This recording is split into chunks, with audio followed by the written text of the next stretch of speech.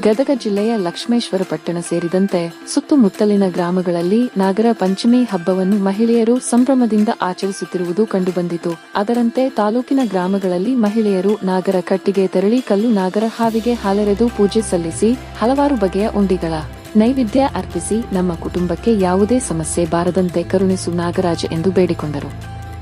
ಈ ಸಾರಿ ಮುಂಗಾರು ಮಳೆ ಉತ್ತಮವಾಗಿರುವುದರಿಂದ ಹೊಲದಲ್ಲಿ ಬೆಳೆಗಳು ಚೆನ್ನಾಗಿ ಬೆಳೆದಿವೆ. ಇದರಿಂದ ನಾಗರ ಪಂಚಮಿ ಹಬ್ಬ ಸಡಗರ ಸಂಭ್ರಮದಿಂದ ಆಚರಿಸುತ್ತಿರುವುದು ಕಂಡುಬರುತ್ತಿತು.